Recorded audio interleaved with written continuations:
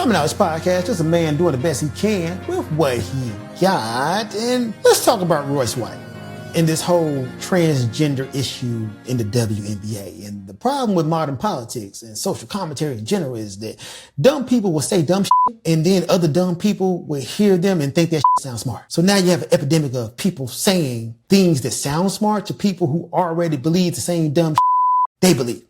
And thus the cycle continues. And that's what we have. Royce White is a former NBA player. He's currently also running for Minnesota's Republican primary for the United States Senate. And that part matters because this isn't just some random retired player making online jokes, man. This is a Republican political candidate jumping directly into one of the biggest Republican culture war issues. So here's what he said, man. I'm gonna quote him right here. Let me read this. He said, "For the purpose of basketball, he plans on declaring for the 2027 WNBA Draft." And this is just political. This is just performative. This is not a serious conversation about transgender people, about women, or about women's sports. Dude said, and I quote, "I'm transgender. I'm a woman, sometimes identifying as a woman for the purpose of basketball, professional basketball. So I'll be declaring for the WNBA in 2027 as well." I want y'all to listen to that wording. He sometimes identifies as a woman for the purpose of basketball. That tells you right there, all this is bullshit. Not serious, not to be taken seriously. Somebody who identifies as a woman does not identify only when it's time to play basketball, bro. No, you identify as a woman 24/7. You're just being opportunistic. You're showing that you're an man, you're just being a dick. You're not to be taken seriously. Just basketball, bro. That's the only time you identify as a woman, when you have a known advantage. And then, who bought a wig and called this his feminine era glow up and asked whether he slayed and said, if you didn't say, "Yes, queen," you're transphobic. Bro, stop. You're not bringing anything of substance to this argument. You're just making a characterization of transgender people, right? Now, to be fair, the WNBA could be clearer about their rules, right? The collective bargaining agreement says that only women are eligible to play in the WNBA, but it does not clearly define what a woman is. It does not spell out whether eligibility is based on like biological sex, gender identity, hormone levels, or transition history, or anything else. So yes, there is some ambiguity there. And the WNBA commissioner has said that the league will continue to discuss transgender eligibility. But that's not what Royce White is like asking for. He's pretending that the absence of a detailed definition means anybody can simply say they're a woman and qualify for the draft. And that's not what the rules say. There's no rule saying self-identification automatically makes somebody eligible. White's actual demand is for the WNBA to clearly define its transgender policy. He has also reportedly threatened legal action if the league rejects it. And that's fine. Like, I'm fine with asking the league to clarify its policy. That's cool. But an unclear rule doesn't automatically mean that like Royce White is correct. It doesn't, man. If he wants a serious conversation, he could discuss like hormone replacement, transition timeline, physical development, competitive advantages. Let's just be honest, man. This only applies to men transitioning into women's sports. Nobody really cares when it's the other way around. Like, nobody's talking about the women who transition into men's sports and want to compete. But he isn't doing that. Only thing dude is doing is putting on a wig and making a joke. Like, dude ain't asking no real questions. We do know that transgender participation in elite sports is rare. This is a problem only if you make it a problem. Let me just read this too. In 2024, the president of the NCAA told Congress that he knew of fewer than 10 transgender athletes competing among the more than 500,000 NCAA athletes. Fewer than 10 out of 500,000. But somehow politicians has turned this into one of the biggest threats facing American women. And why? And the answer is simple, because it's easy, man. You can take a small group of people with very little political power, present them as the major threat, and then position yourself as the brave man who's coming to protect women. Like, that's what you're doing. You take a small group of people with very little political power, you present them as the major threat, then you position yourself as the brave man coming to protect women. You're protecting women requires more than just basketball, bruh. Like, if you really want to protect women, you have to do more than just talk about sports. And this is what pisses me off about this, man. Royce White does not appear to be doing anything here that can really help women This does not protect women from domestic violence. This does not protect women from trying to leave dangerous relationships. It does not improve maternal health care. It does not help women facing pregnancy emergencies. It does not make child care more affordable. It doesn't even fund women's sports. Like, he ain't talking about like adding more money to fund women's sports. Only thing this does is get more attention for Royce White. Attention while he's running for Senate. That's what this does. And if you want to talk about real danger to women, then let's talk about it. Let's talk about what women really face, real danger. Now, I want to correct a rumor going around. Like, people say that men are the number one cause of death for women overall, and that's not true. Heart disease is the number one cause of death for women. But the CDC says more than half of female homicide victims are killed by a current or former male partner. So the CDC says more than half of female homicide victims are killed by current or former male intimate partners. Like, from 2018 to 2021, the CDC identified 3,991 female victims. Like, nearly 2/3 of those killings involve firearms. Now, do y'all know who Sara Gilson is? Sara Gilson, who's also known online as Sarah Duffy, was a 43-year-old mother of two in Oklahoma. She participated in that TikTok trend where people pretend that they're being interviewed for a future Netflix documentary. In her video, she said she had discovered her soon-to-be ex-husband, Jeremiah Sean Duffy, was allegedly a PDF file. And this was not just some random social media accusation.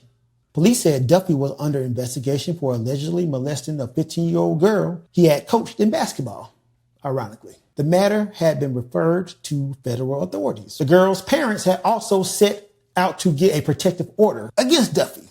Now, before y'all blame Sarah and say she should have got help, she did. She tried to get a protective order too. She filed for an emergency protective order. She alleged that Duffy had a gun, had threatened suicide, and was on the run. Now, the order required him to leave the home and remain at least 100 yards away. But on July 23rd, police responded to a 911 call at Sarah's home. Investigators say Duffy shot and killed Sarah and then killed himself. Now, here's the terrifying part. A child inside the house, allegedly their son, made the call to 911. And that's the real threat to women. Sarah had a protective order, but the paper did not protect her from that man. So if you really want to protect women, tell me how you're going to stop the next Sara Gilson from happening. You can put on a wig, declare for the WNBA, but if you're going to be a senator, what legislation are you going to make to protect women? You're going to be in an actual position of power, influence. But the best you can think to do is put on a wig. Here's the real kicker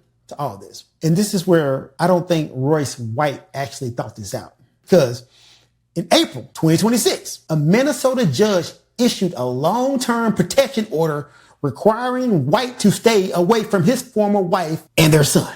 The order also required him to attend domestic abuse training, undergo a mental health evaluation, and follow treatment recommendations. And of course, White has denied these allegations and these rulings, but it's public record, dog. I'm just going by the public record. And if you're a senator or a Senate candidate, all that we can do is go by your public record. So, Royce, what's your domestic violence policy? How do you enforce protective orders? What do you do when an abusive partner has access to a firearm? Like, what resources do you plan to provide for women to leave safely? Like, how do you protect children who report sexual abuse? How do you do that? In this Gilson case, one interesting point, dude fled to tribal land and the authorities could not really press charges because he was on tribal land. So what are your suggestions to get around those jurisdictional confusions? Like, those are hard questions.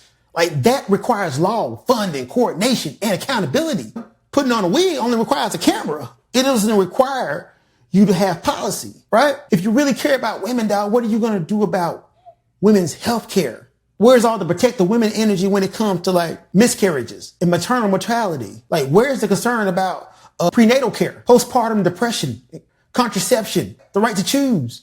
Like, those issues affect way more women than a former NBA player who wants to declare for the WNBA draft. Those are questions, in my humblest opinion as a man, that we should be tackling over sports. If you're only concerned about women, is women sports, then I really question if you're concerned about women at all. And the honest answer is most of y'all are not. You don't care about women at all. You're just using this culture war issue because it's easy. And the 47th rule in the law of powers basically says when you win, stop. Most of you Republican candidates and you Republicans have already won. Like, you won. You're going too far. Right now, what it looks like is you're bullying, you're punching down, man. You're not bringing real substance or issues. Stop.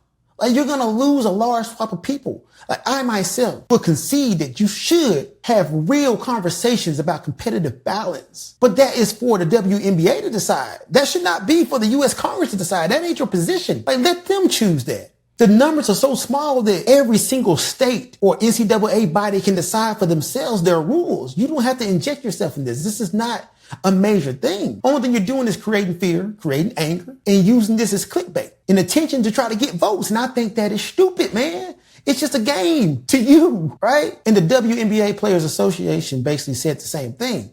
It said, let me read this. It represents more than 200 people with different experiences and views. It rejects hatred and demonization and will not allow the players to be used as political pawns. And that's exactly what Royce White is trying to do. The WNBA is the stage. Transgender people are the excuse for him to hate. So here's my challenge to Royce White and anybody else who want to make these arguments. If you sincerely care about fairness in women's sports, bring some serious policy. Define some eligibility rules. Like, bring some evidence. Explain how the standards work across different sports. Do that. But if you claim to be protecting women and you can't step outside of basketball, then you're not serious about protecting women. Tell me your plan to protect the next Sara Gilson. Like, tell us how a protective order can actually become protection for a woman. Honestly, man, we should probably be looking at you too. Are you following your protective order? Questions that need answers. Tell us how a mother can leave a dangerous man without losing her life, her home, her children. Tell us that, buddy. Maybe open up about your situation. Like, tell us how you're going to stop pregnancy emergency. Tell me what funds you're going to use to do this as well. Like, tell me what you're willing to pass. Tell me who you're going to hold accountable. Maybe even yourself. Because politics is not a costume, my G. And womanhood is not a punchline. So until Royce White can answer those questions, man, this is not courage. It's a political stunt. A stunt designed to make dumb people sound smart to people who are already believing in what they believe in. And we all should be a little smarter than that. Just something to think about.